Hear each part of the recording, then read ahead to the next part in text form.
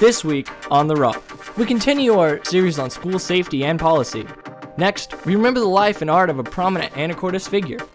And finally, Mason Bakke takes you on a spring break adventure. All that and more, this week on the RUTH.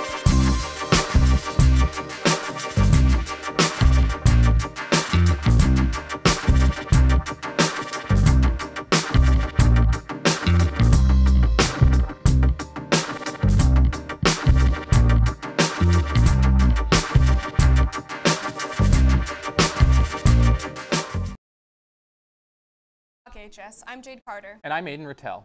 Last Friday, AHS students were shocked by rumors of a threat towards other students. Halfway through the day, AHS Principal John Rongren released a statement on the matter. AHS reporters Will McCracken, Abby Davis, and Connor Powell spoke to administrators, staff, and students in order to clarify the incident.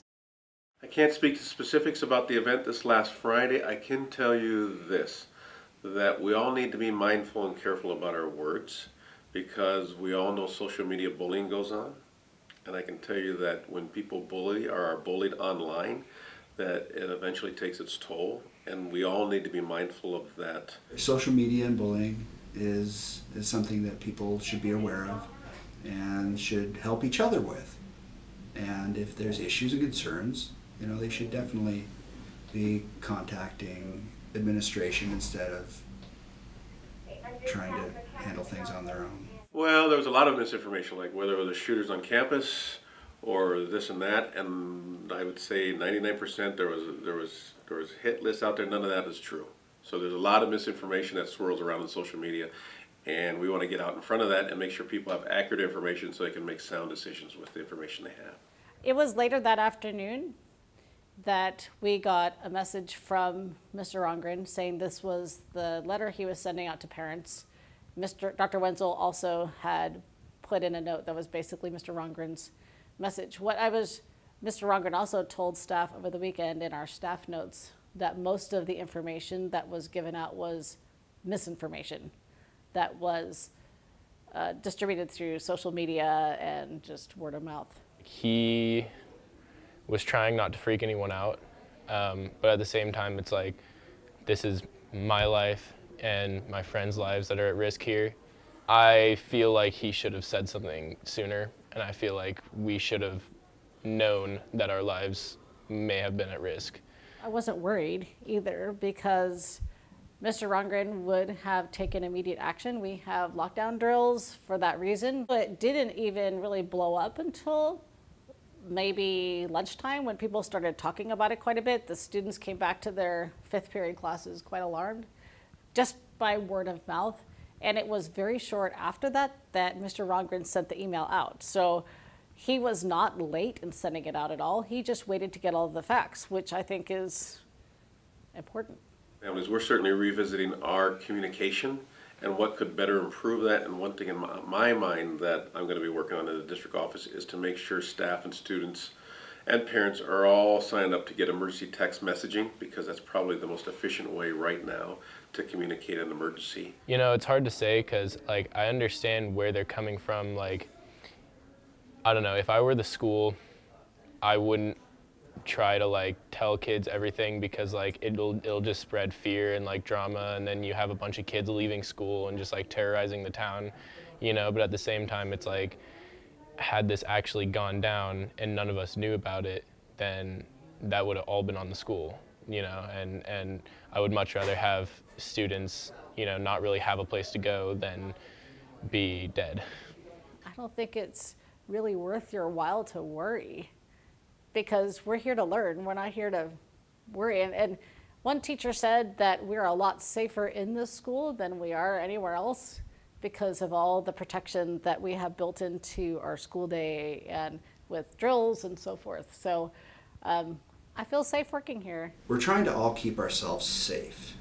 So if you're hearing things or things are coming through social media that are alarming, we should be contacting, you know, our administrators or the police department or somebody, kind of like our new SOS training, acknowledge, care, and tell.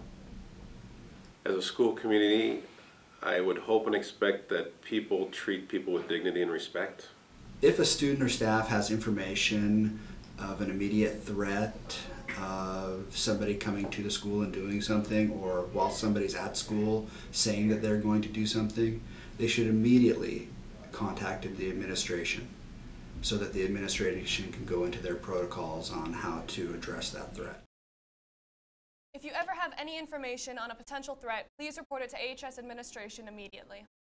Recently, prominent local artist and historian Bill Mitchell passed away. Though not everyone in our audience may recognize that name, you're surely familiar with his work. Will McCracken and Jacob Hoxie memorialized Mitchell in this next segment.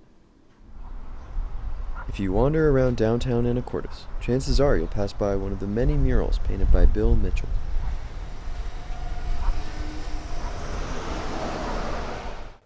That's pretty good right there. Beginning in 1984, Mitchell dedicated his life to preserving Anacortes history through his artistic talent.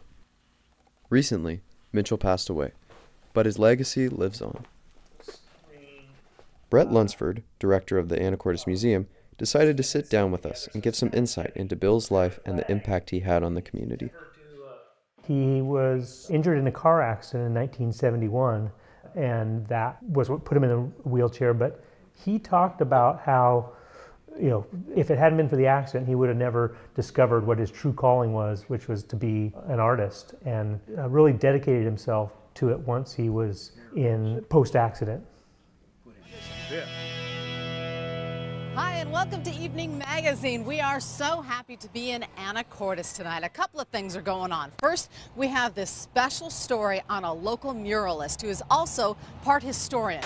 Bill Mitchell is behind Bill's this work in Anacortes history really started with the 1979 centennial of Anacortes. Anacortes was founded in 1879, and they staged a celebration. He designed a flag for that. He wrote history columns and a series of cartoons that appeared in the Anacortes American, where he was exploring those historical themes, and that's what he tended to be his focus throughout his remaining years. The Anacortes Renaissance and Revival Confederation was the group that formed as the team that did the mural project.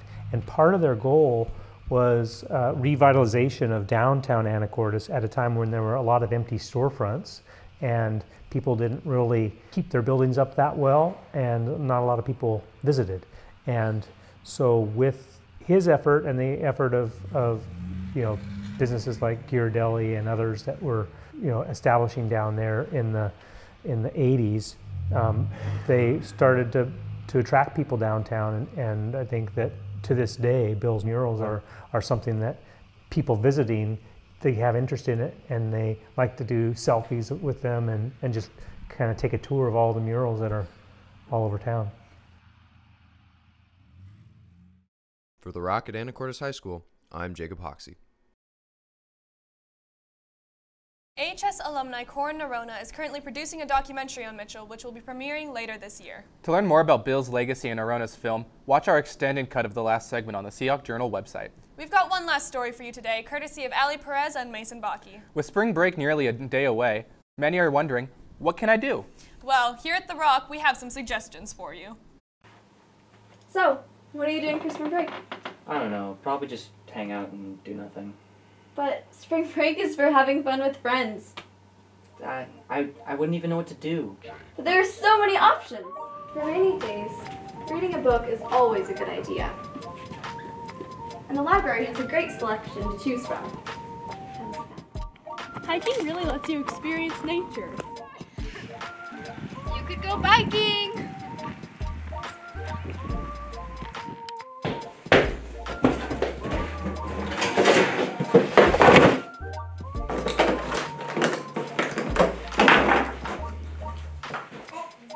Baking. She's touching his chest now. He takes off her dress now. Letting me go. You know, you could always just travel through spring break. I'm actually headed off to Hawaii right now. Mason, one of my favorite things about springtime is all the plants growing around. So why don't we plant our own plants here? Man, I sure do love ice cream.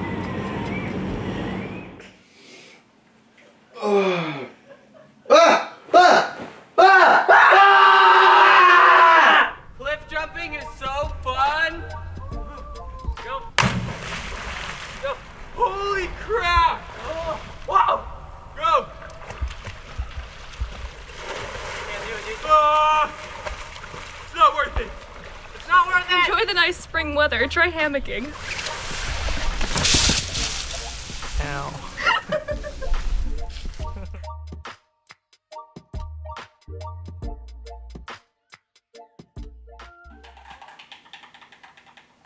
This is fun. Yeah. Wow, thanks, Mason. Wow, thanks, Mason. That was epic. We hope we've given you guys some ideas on what to do for your vacation. We hope you, can you go?